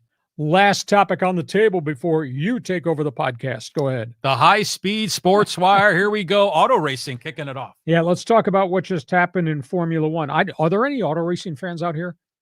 I mean, I do cover all this because I cover all the topics on the table. Formula One. Let's start with Max Verstappen. I have never seen anything like this. Max Verstappen wins the points championship this past weekend, Las Vegas Grand Prix, it was a pretty good event. They screwed his car up. Team Red Bull loads the car, the backup car, engines, all the equipment from Europe. Bring it over here. Somebody loaded the wrong rear wings to Verstappen's car. You know, these things have all types of aerodynamics. Yeah. Including a big wing on the back that sucks the car, helps it with aerodynamics, etc. Somebody loaded the wrong rear wings for Verstappen's car on the shipping freight. They got to Vegas. This doesn't match my car. This is not the right one. He had to qualify with an ill-adjusted wing. He started 17th. Somehow he finished 5th. Because he finished 5th, he won the points championship. Just absolutely strange story involving Team Red Bull and Max Verstappen. Second one, this came out of nowhere, being reported on Reuters news service. Cadillac is going to Formula One. That's the Michael Andretti team that was denied for 2 years admittance as a new racing team to F1 on the grid. I believe the vote was supposed to be taken today in Europe, and they changed the name from Andretti Global to Cadillac F1. It's being approved. Michael Andretti is going to be named general manager of the Cadillac F1 team after 2 years of war with the Formula One leaders. Why? Because the co-owner of the Andretti Global Sports has influential people in Congress, and he went to them and said, this is an antitrust exemption, a violation. They can't do this to him. He's met every criteria to be admitted. So the Justice Department began a probe, and in the course of discovery, is that what you call it? Yeah. They found all this evidence about texts and emails and letters from FIA, Formula... Bless you. Excuse me. FIA is the governing body of F1. So they found in discovery all this evidence, communications to team owners that we're not admitting them because we don't like Michael Andretti, and he was here and he left in 1993 and treated us shabbily. I didn't know this. The F1 teams don't vote on who gets admitted. It's strictly FIA's decision. Well, the Department of Justice found all this damaging data, including phone calls, discovery, and they presented it. Said, this is what we have. And all of a sudden, FIA, F1, found its conscience. Oh, we will welcome Cadillac One. We will welcome Michael Andretti's team. So Michael Andretti, F1, they're going to be in Formula One. It'll be the second American-based team after all 2 years of this. But it got done because of what the Department of Justice did in the antitrust examination of all the material. Nothing like money and power in the world. Is that correct? And the last topic on the table, this has got to do with USA Soccer. Team USA under Mauricio Pochettino, the new head coach. So they beat Jamaica back-to-back. At the end of the game, Christian Pulisic, the captain, was doing a dance on the field in Jamaica. He was doing a Donald Trump dance. Yeah. Wow. Tim Howard, the legendary, maybe the greatest goalkeeper of all time for Team USA, who played in Europe also, he denounced Pulisic. He held a press conference and he said, why would you mimic Donald Trump? That man is a racist. And you're saluting him by doing a Trump dance on behalf of Team USA? Holy cow. So there's going to have to be some patchwork done for the relationship between Tim Howard, who's now a broadcaster, and Christian Pulisic. So that's political angle to what's happening in pro soccer. And John Riley says, first of all, I love that Andretti is in the game. I want to see how he does in F1. You could buy a Cadillac? But Cadillac is a weird brand to be in F1. You don't think of Cadillac as being a racing, brand. Building engines. That's what it's all about. Right, but still, even the engines. I think of my grandfather's Cadillac. You just put it in drive and just cruise. He wasn't like a race car. 1954 is a long time ago, pal. Yeah, with the big like wings on the back. So the Team USA thing is weird. I mean, because on one level, you figure, because I saw Pulisic said he was just goofing off. He was just having fun. And you are Team USA, and this is the guy that was just elected as president, and it's just a dance, But I can see how Tim Howard would be upset if you got a political angle and you don't like Trump. He's African-American. Tim Howard is. Okay. All right. Yeah. Okay. I got you. But it's just weird when you're a national team and it gets political. It's just weird. But I mean, to me, this is a big nothing burger. Okay. That's what that and your uncle's 1954 Cadillac with the fins. Hey, listen, this podcast is brought to you by DIXIELINE Lumber and Home Centers, 9 locations to serve you across San Diego and the new one that's up in Orange County. You got projects, they got materials, you want ideas. Hey, they help me pick the right color paint for the wall. They'll help you as your consultant. DIXIELINE Lumber. Fans forum chat box is open. Yeah, I think we got a few people here with opinions. John, go ahead. You start. Okay, let's go with Steve. We want to talk a little NHL. He says, do you think the Ducks win more or less than 30 games this season? Verbal needs to go. Well, in terms of the Ducks, they need production out of their kids. And to sit here and to see Trevor Zegras have 2 goals, which is absolutely stunning to me because he scored 46 his first 2 years in the league and just looked magic out there. So I'm just concerned that either he's not right or the game has caught up to him, or maybe he just is not working hard enough. His name is out there. And John Gibson, they're trying to trade him. Gibson, I think, wants to be traded. I think he's tired. I mean, he's been the bellwether in goal during the midst of this rebuilding, and it's been brutal. He's got no support at all. It's been really, really hard on John Gibson. So I think he will go. But, if they trade Zegras, they'd already traded away Jamie Drysdale, although it brought him Cutter Gauthier, the college sensation, in the deal. Better get the right guy for him. But the young pups just need to score and get better. They still might be a last place team, but hopefully they'll be a better than the team we've had the last couple of years, because they just have not been competitive. But you can't play all those kids simultaneously. It's hard, age 19 to 22, to have a roster with that many young guys. I think I counted when camp opened, John, they had 8 guys under 23 years of age on their roster. That's too much. Yeah, that's a young squad. Very young squad. Okay, good to have you on board, Steve. Thanks again for joining us on the Hockey Outline. Okay, let's move on. We'll talk some NFL football from Bob. He goes, Jackson will run all over the Chargers defense tonight. Well, I said a week ago the Chargers had to prove themselves because they hadn't played anybody, hadn't beaten anybody, hadn't met a good quarterback. And they had Joe Burrow down 27-3, and Joe Burrow led them back and tied the game 27-27. Chargers got off the hook. So that's one box we can check. They beat a good quarterback. They got to beat a second good quarterback. It's a really dynamic Baltimore Ravens team. And yeah, I concur with you. You didn't say it, but I'm allowed to say anything I want on this podcast. Last I checked. It's got your name on it. That's right. Thank you. But you're responsible for it. Baltimore's going to test their manhood. Period, exclamation point. I mean, Baltimore is going to move Lamar Jackson all over the place. And that big-time running back is going to play power ball, and he's going to beat on you, and he's finally going to get some yards, a.k.a. Saquon Barkley last night. So yeah. I think it's going to be a great game. But, yeah, Charger defense they're going to have to man up because their manhood is going to be tested tonight.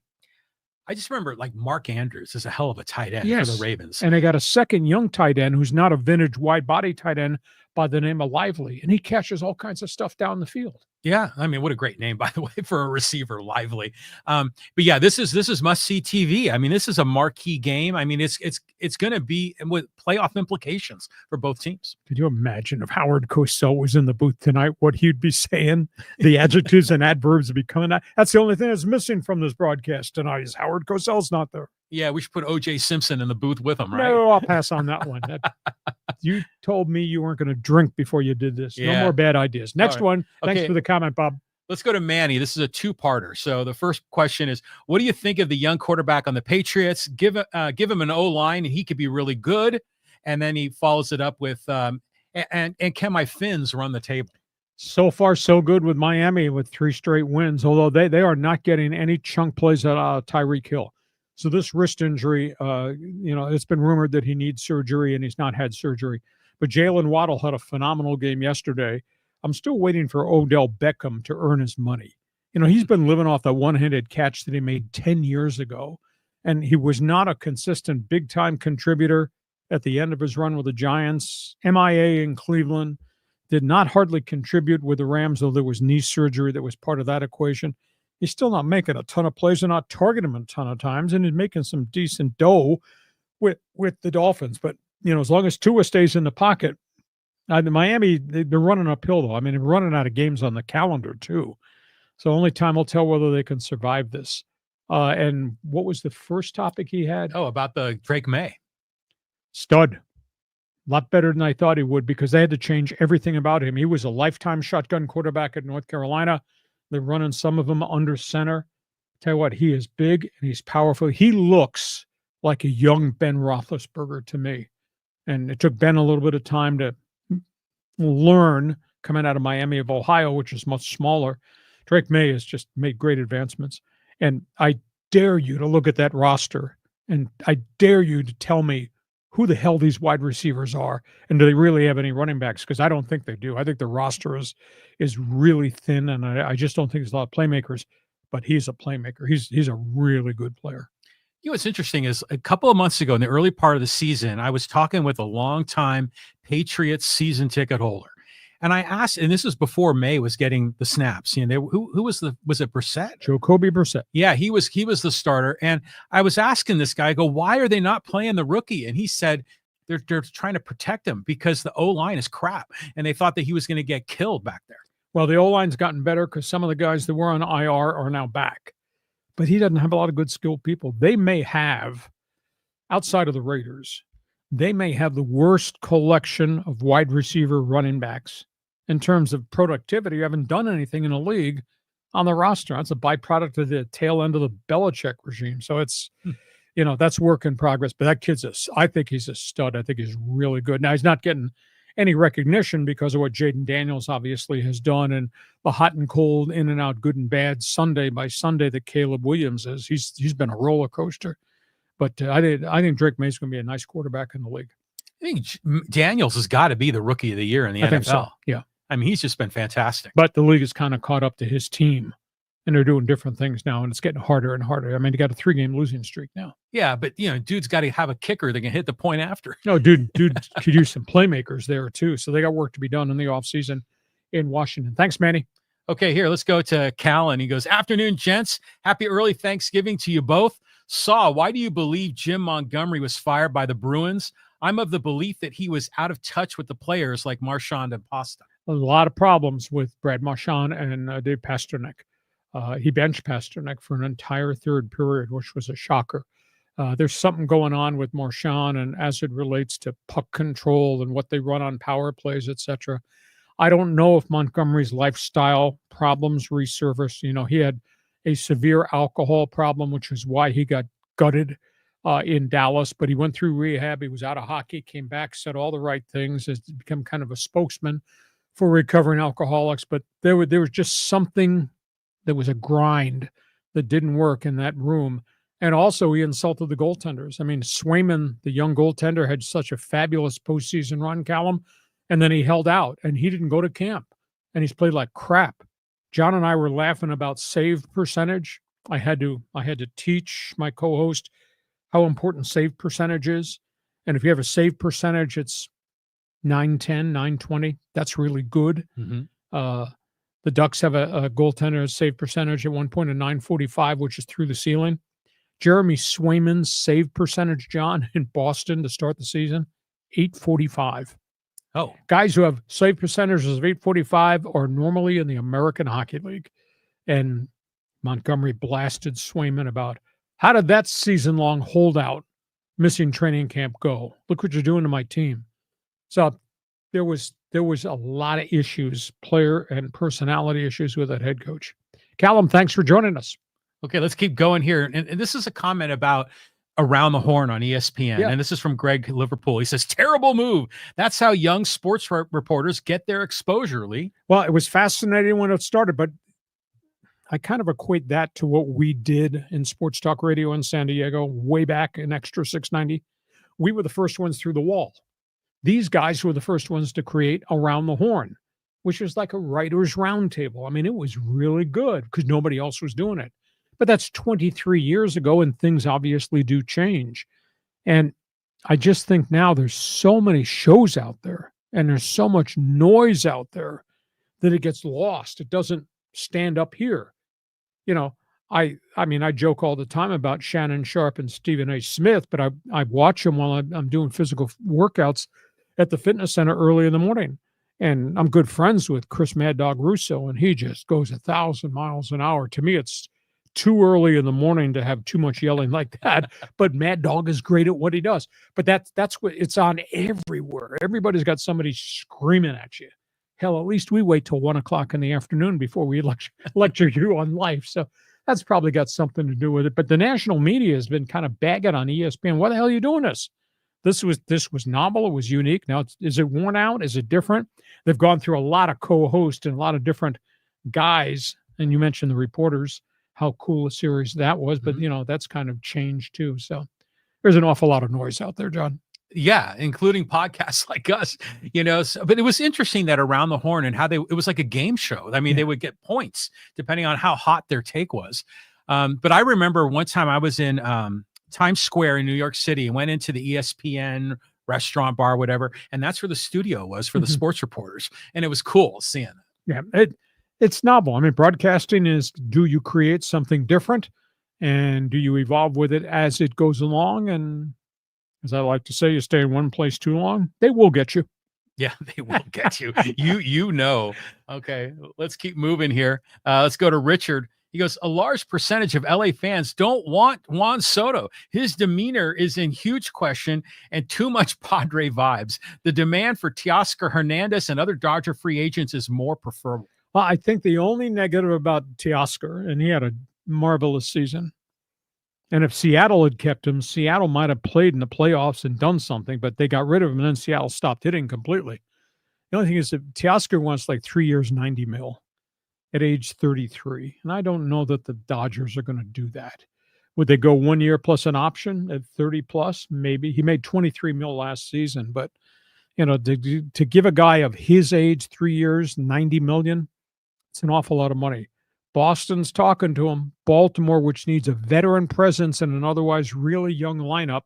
Orioles have had 2 great seasons with kids, but they've ended badly, first-round eliminations in the playoffs each year. So Teo might wind up in the American League East probably. But now this Arenado story has surfaced at Fenway Park, and maybe Boston would rather have Arenado for 2 short years because they got a lot of kids in the farm system of trade rather than Teoscar for 3 years, 90. Could you imagine Teo hitting home runs at Fenway too? Whoa. Yeah, but I think Hernandez comes back to the Dodgers. It was what price though? Well, they're spending $700 million on Shohei Ohtani. Money is no object with the Dodgers, and he was just such a good teammate for them. So, and besides, you're moving Mookie Betts into the infield. You have nobody to play the outfield. Yeah, exactly. So we'll see. I mean, some of this is tied to potential trades. You know, if the Dodgers deal some of their young guys to go get another guy, another veteran in the trade market. Dodgers are in on Blake Snell. I don't think the Dodgers are after Soto at all. So, but nobody's signed yet. Usually when the first domino starts to fall, then things happen pretty quickly. Now, I was told by an agent that Scott Boras and Soto, in their meetings with I think 5 teams or maybe 6, told them, we want your first offer before Thanksgiving. So Thanksgiving's Thursday. So I would bet today, tomorrow, Wednesday, before the Thanksgiving break, they will know who's a player in the Soto thing because they're going to have the actual Dodger dollar value in front of them, and then they'll start to negotiate specifics off that dollar value. Well, you know, some of the fans on social media are saying that the Blue Jays are going to give Soto a blank check. What do you think of that? Does he want to go to Canada? He can't pitch, can he? Because they're a mess. I mean, granted, they got Vlad and they got Bo Bichette, but they don't have anything else. And then they had a lot of injuries on top of all their problems. And it's Canada. It just got to be different to want to play up there. It's not there's anything wrong in Canada, but it's just different. I think that's a reach. You know, people said we'll go back to Washington. Well, I don't see Washington having any meeting because they're not going to pay him that kind of money. They don't want to deal with Scott Boras. So I think the teams that have met are the teams that are going to be in the running. I would have to think Yankees Mets are 1-1A, and out there in my mind is Boston, because Boston just said we're going to pay the luxury tax. We're going to invest, and Boston has like 110 million space to go get guys. That's why they're talking to Snell, talking to Soto. That's why now they're talking to Colorado. Why they talk about Arenado now. Why they talk to Teo Hernandez too. Interesting. Yeah, the Red Sox fans are not going to put up with mediocre seasons. No, they've been rebuilding, and they got a lot of young kids. You look at that roster, and you say, boy, all these guys come out of the farm system. Yeah, and they had a tough start, and they got better and better and better, and they were in the bloody pennant race for a chunk in late summer. So they need some veteran players, talent. But Sam Kennedy, their president, after the meeting with Soto, said we're going to pay the luxury tax and we're going to invest. Well, that Duran kid is pretty good. Exactly. You know, for the Red Sox. And you still got Raf Devers, so. Yeah, who can't play third base. Yep. Get him Arenado. Okay, let's keep moving. We got more Dodger talk. This is from David. I think this is when we were talking about Walker Buehler. He goes, because he's been in the league 5 years and has had 2 Tommy John surgeries. But dude did throw 13 straight shutout innings in the most important time of the year, World Series.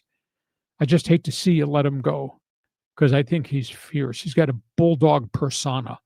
And you need that at the front of your rotation. And when he told Dave Roberts, get the F off my mound during the playoffs, hardly anybody's ever reported that. I thought that was really great.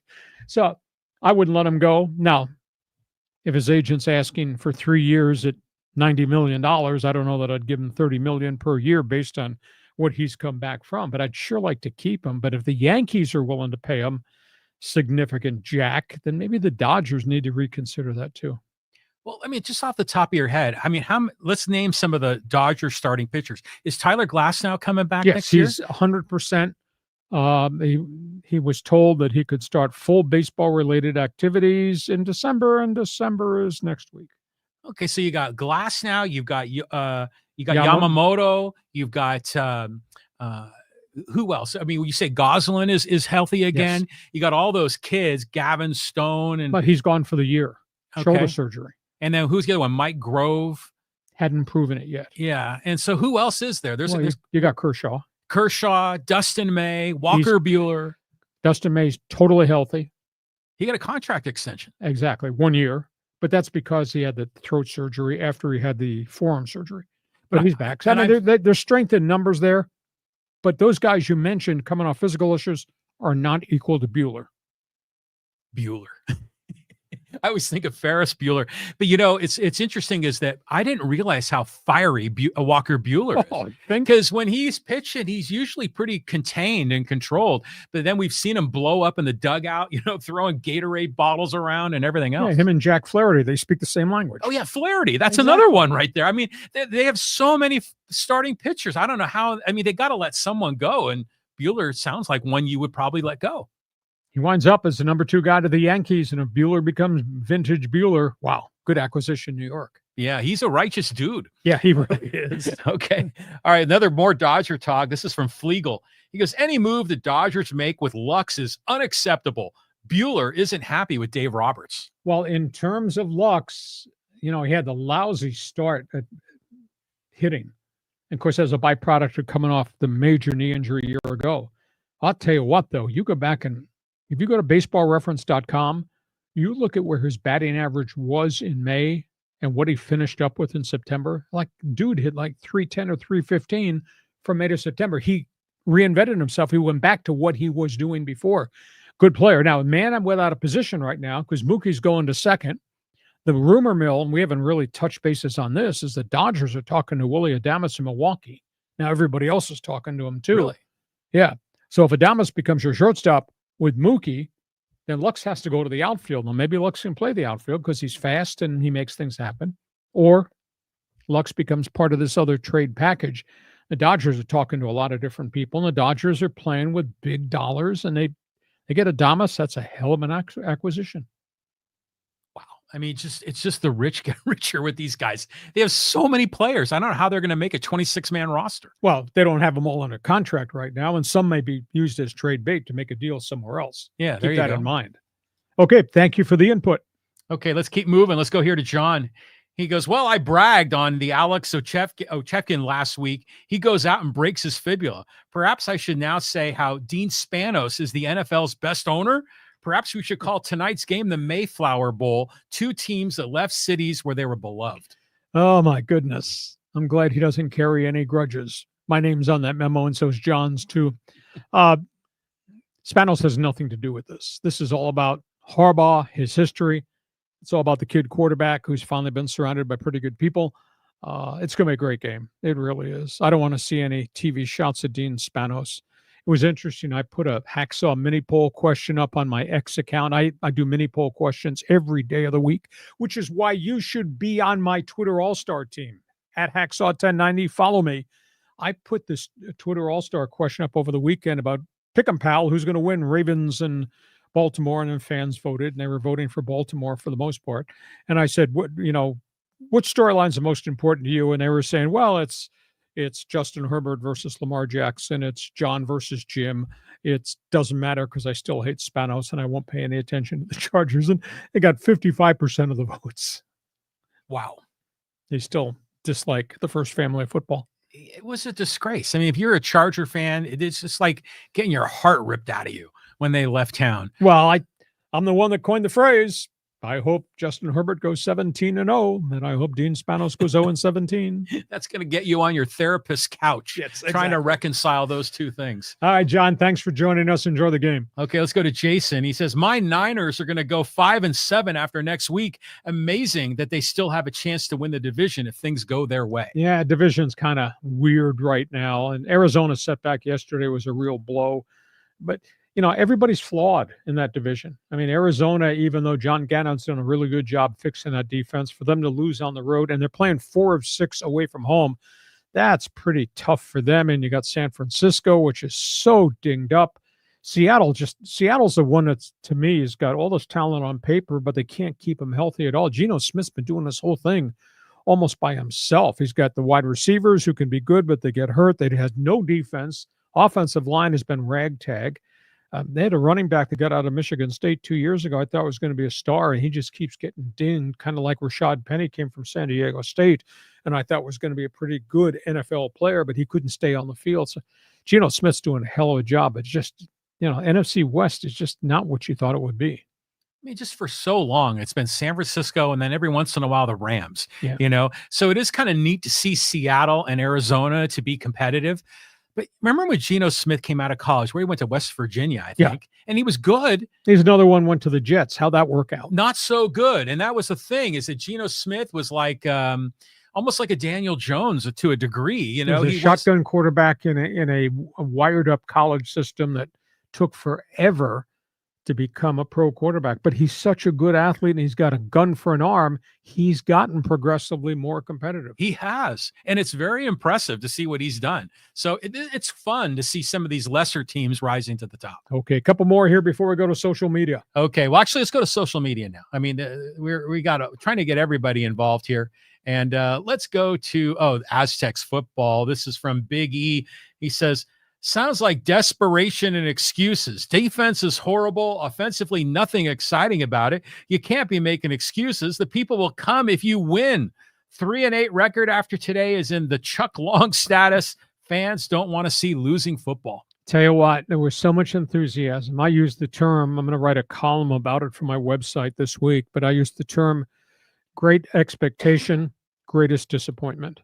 I just can't tell you how much I expected out of Sean Lewis based on where he'd been, what he had done at Bowling Green at Syracuse, then at Kent State, which is a very tough place to play. They're 0-12 this year at Kent State, 2 years after he left. So they've fallen really badly. And then obviously we did the first half of the season in kind of a tough situation with so many transfers with Shedeur Sanders at Colorado. I just thought it would happen a lot quicker. But when we have 10 different starting offensive linemen in 6 weeks, There's no continuity. The thing that really bothers me, and I'd mentioned this to John a couple weeks ago, when you talk about college football programs, where is your team at the starting point, and what do they look like by the time you get to the finish line? And have they made enough progress? And you look at what happened in New Mexico, and that head coach, Bronco Mendenhall, who had left University of Virginia, who didn't like the NIL and decided to come back to the West and live. What Bronco has done at New Mexico, where they started to where they are now, they got 5 wins. 5. New Mexico. They got more wins than the Aztecs. They might get in a bowl. They're getting better. And where the Aztecs started here, 4 straight blowouts. They're giving up over 500 yards a game on defense the last 4 weeks. And the offense is one of the most anemic offenses on third down conversions, red zone conversions into touchdowns.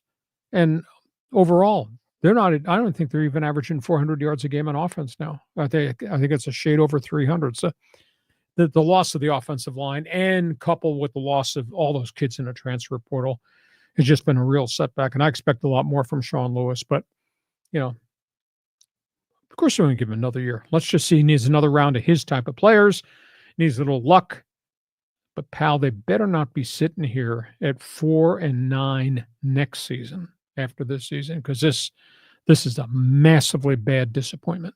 Well, I would imagine the next season is going to be a repeat of this season, because they're going to have the transfer portal. Everyone's going to leave. Well, you don't know that. Well, the guys he brought in might not leave. Well, hopefully not.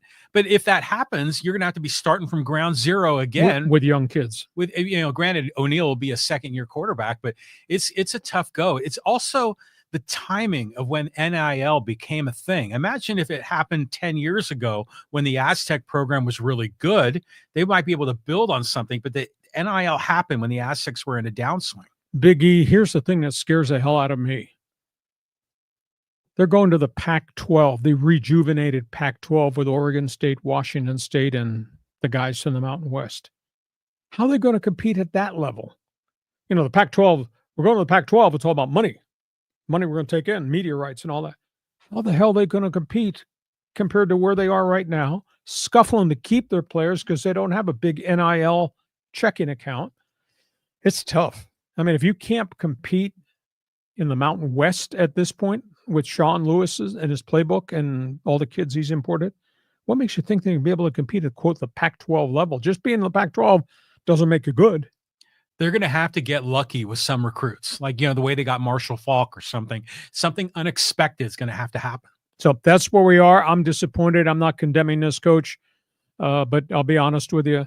I don't want to sit in any more press conferences and hear motivational speeches, because he's used all the words in the dictionary, and he says, I didn't do a good enough job. Damn right you didn't. And it's tough on the kids. I'm not blaming it. They're college kids. I understand that. But if I was an Aztec fan, friend, and alum, my first thing to you is, why the hell aren't you supporting the team by showing up at the games and throwing your support behind them in the shiny new stadium? And secondly, how scared are you? Because, boy, I don't like what I'm witnessing right now. I'm not saying he's the wrong coach. I'm just saying the way he's conducted his business has been a bit of a turnoff to the town, I think.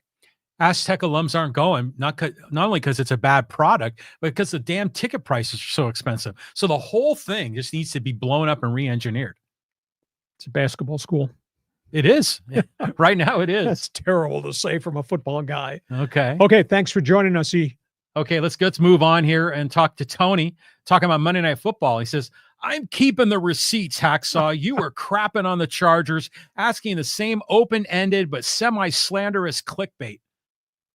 I guess he didn't agree with me that you got to prove yourself. No problem. They are 7-3. They played 6 bad quarterbacks who either backups or raw rookies. Joe Burrow nearly beat him. And Joe Burrow, by the way, plays on a really bad Cincinnati team. And here comes Lamar. And then after that, they go to Atlanta, where Kirk Cousins plays with his hair on fire at home. And they got to go to Arrowhead, and you got Patrick Mahomes, and you still got Baker Mayfield. And then you got Bo Nix in Denver, who think they're in the playoffs right now, thanks to Sean Payton. So season's not over, but they got to prove themselves. Got to prove themselves to me. Their manhood is going to be tested tonight against the Baltimore Ravens. So, Tony, here's the rain check. Put it in your pocket. You make sure you're here at the end of the week. Now, we're off, by the way, on Thanksgiving Day. Yeah. I'm not going to impose on John eating pumpkin pie and all that, but we're going to do our show on Friday. All right. That sounds good. We're going to do Thursday's show on Friday. So, Tony, put this rain check in your pocket. Don't lose it. So make sure you check back with us, and we'll do a recap of Monday Night Football.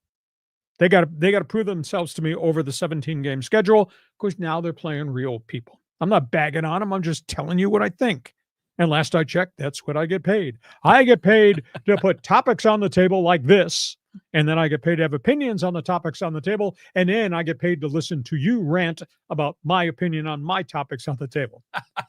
This is just like Dodger Padres stuff, because you call it like it is, and when they're doing well, you praise them, and when they're dogging it and they're losing, you give them crap. And who did I get that from off TV when I was a kid growing up on Long Island? Howard Cosell. Way to go, man. Tony, happy Thanksgiving. I hope you join us on Friday. Good to have you with us. Go ahead. Let's do it a couple more. Okay, let's talk here. The Rookie of the Year thing is something. And this is from Lance. And he says, whatever brings the most new eyes to the game, right? I.e. the most social media followers and MLB's fascinated desire with having a Travis Kelce and Taylor Swift-like following to the sport. With all the nuances, the money grabs, the alleviated or dismissal of ethics for the sake of profits and notoriety, this may be the first time in a long time where I just don't watch regular season baseball anymore. Just my opinion. Have at me. Lance, I'd throw a punch at you, but I don't want to hit you. It's Thanksgiving week. Every sport, every business has got bad citizens. But, for every Joel Embiid mess in the Philadelphia 76ers locker room, the confrontation with the media and his own teammates calling him out, for every bad citizen is a really good guy out there. There's a lot of great storylines about people doing stuff in their community. My heart kind of sank when I saw Austin Eckler get hurt at the end of the Washington game with what appears to be a very serious concussion. He was still hospitalized. That guy, when he was here with the San Diego Chargers, he did so much community stuff that I was aware of. So for every bad dude that's out there, money grabber, as you would say, bad citizen, there's lots of really good people doing lots of things. And the games are so much fun. I hate the injury factor to the National Football League. There's such wicked stuff that happens. Some, unfortunately, by cheap shots, some of it just by accident. The Carolina tight end, I don't know if you saw the hit yesterday. He flipped upside down, and he was in the air and came down on his head. It wasn't a cheap shot, just the angle he got hit. He came back down, and he was down on the field for 10 to 12 minutes and was unconscious. And they put him on the board, and they finally took him to the hospital and got released from the hospital late last night. He's got a bruised spinal column. But those things happen. I hate the injury aspect of what's gone on in professional sports, but the games are exciting, and there's so many good people out there doing so many really cool things on behalf of their community. It's phenomenal. Like in this Rookie of the Year thing, I mean, did you see when it was announced and Paul Skeens and his girlfriend were on the couch, and Paul Skeens looked like total deadpan? It's like, dude, you just won Rookie of the Year. And it's like he had this weird look on his face. He had this exactly mentality. But, I do think, though, that Lance does touch on something, is that, the way that the Taylor Swift thing with the NFL has been a big, big deal. I mean, a lot of people that never watch football watch the Chiefs because of her. And I think, Justin Verlander is married to, I can't remember her name, the supermodel. Yeah. And there's been other cases like that. And that, again, it attracts attention. Marketing. It is marketing. So, is that the case here with Skeens? Maybe, but I don't know. I think it was more of an East Coast bias. Yeah, I don't think there's anything wrong there. I just think it was stupidity. And I respect what that kid pitcher did with the Pirates, but that was 23 outings. This kid played 154. Yeah. Pigpen. And he got more, Jackson Merrill got more MVP votes than Paul Skeens did. Yeah. I mean, so that just proves it right there that he should have been the Rookie of the Year. Uninformed, or just not paying attention, or maybe biased. I don't know. I don't know if there's an East Coast, West Coast bias, but obviously our games start really late on the Eastern Seaboard, and people don't pay much attention because the Padres haven't won bleep in a long time. Yeah. I mean, it's like the East Coast bias is not like a, how should I say, an evil thing. It's just like you say, it's the nature of the time zones. Yeah. Nick Canup of the Union Tribune senior columnist, who only writes once a week, does a notes column on Sunday in the Union Tribune. He wrote half of his column was whining and crying about this, about bias. And I think there's probably a shred of truth to it. They're just not paying attention. But the day after you can pay attention, because, you know, one of my good friends is the sports editor of the AP office here in San Diego. He writes volumes about, Bernie Wilson writes volumes about what Jackson Merrill accomplished from every different conceivable angle. So the national media that might be in Chicago or in Atlanta or Yankee Stadium or in the state of New England, they know what's going on because everybody reads everything everybody else writes just for background. So they just didn't pay attention, which is too bad. Too bad. Okay, let's do a couple more. Okay, here's one about the MLB deal that was interesting, and this is from Super Reviews. He says, wouldn't the revenue generated from those 25 teams have to be shared with all 30 teams because of revenue sharing? I don't see how the Dodgers and other teams would be forced to give up half their TV deal while these 25 teams would get to keep all the money and split it. Well, the amount of money they would make, and what we're going to do is, at least this has to be negotiated, but through the union and others. But what they're proposing is, in 2028, when all the contracts expire, baseball wants to take the 25 remaining teams that were all damaged by the regional sports network collapse and put them in a streaming package. The Yankees are not giving up their rights. The Mets are not. Neither of the Dodgers. Maybe Ness in Boston. Red Sox are not going to give up their package. Maybe the Orioles won't either at Mid-Atlantic. But what's going to happen is you take 25, then Major League Baseball will bid it out to all those guys who do streaming, the Netflixes and the Amazons and the Primes of the world, etc. And there'll be mega money there for those 25, and they're going to split that 25. Baseball will then probably restructure revenue sharing, but I'm sure the Red Sox, Yankees, Mets, Dodgers will pour some of their TV revenue into a second pot that will be shared by these other 25 teams. The idea makes a lot of sense to me because fan support has rocketed. Baseball's gone through a rebirth. It's no longer, quote, America's pastime, P-A-S-T. I think baseball's gone through a rebirth. The TV ratings have rocketed. And if you come up with a single entity streaming service where I only have to go one place to watch my team, that's pretty damn cool. And then baseball's going to take events and bid them out separately to ESPN and TBS and TNT and Fox as separate specialty events in 2028, whether that's the All-Star Game, whether that's the playoffs, the World Series, or special interleague scheduling or international games. They're going to bid that out as another separate couple of packages, and all that money will go into a pot for everybody. They'll find a way to negotiate percentages. So I understand the Yankees and the Dodgers and the Red Sox and the Mets don't want to give up because those are regional things that are raging successes, but they'll put some into the pot, and the 25 package will have their own pot to divvy up. The baseball think this is above my pay grade intellectually. Baseball thinks there'll be a lot of money to be made off these different facets that they're going to package while the big teams keep their super networks. This is a little bit like what's going on in college football, with like the super conference idea. But I do like the idea of the 25 together because let's say you're a national advertiser like Budweiser. I mean, you can make one buy and get your ad across 25 teams. Mm-hmm. And so I think that's good for the advertiser and it's good for MLB. We don't know the price tag for Budweiser to make that. No, my beer preference is either Rolling Rock or yeah, well, yeah, you would make sense to be a Rolling Rock guy because that's Western Pennsylvania, wasn't it? Yeah, that's what we drank in the bars at Ohio University. Yes, okay. It didn't kill me, so it works. But it'll be interesting to see what the dollar value is for the advertisers. Ford comes in and is going to buy the streaming package, and it'll be on their Ford commercials will be on every Major League Baseball team's broadcast. It's cool, but the price tag is probably going to be steep. It will be, but also they can scale a lot of these things because the format and all the bumpers and everything. They can easily customize it for every team, so each team doesn't have to reinvent the wheel. So I think this is a huge win, and I'll bet you what will happen is that over time, we're not going to have the Dodgers and the Mets and the Yankees with their own separate deals. It'll all come together. I think not. The big boys are not going to give up what the big boys got because the big boys are making big money off that, but they're sharing that, and they'll continue to take a piece of their pie and drop it into the Team 25 concept. Yeah, well, they'll figure out something. Good question. It's great. It's a very complex thing, and it's in the early stages of creativity. John, let's do one more. Okay, one more, and let's go here. Talk about Howard Cosell. Let's talk about boxing, and this is from Sam, and he goes, and this is the Tyson Jake Paul thing. He goes, as weird as the whole thing was, and it was very weird, I had no problem with the Tyson Paul fight being held because boxing is a lost sport. 98% of Americans have no idea who the heavyweight champion is these days.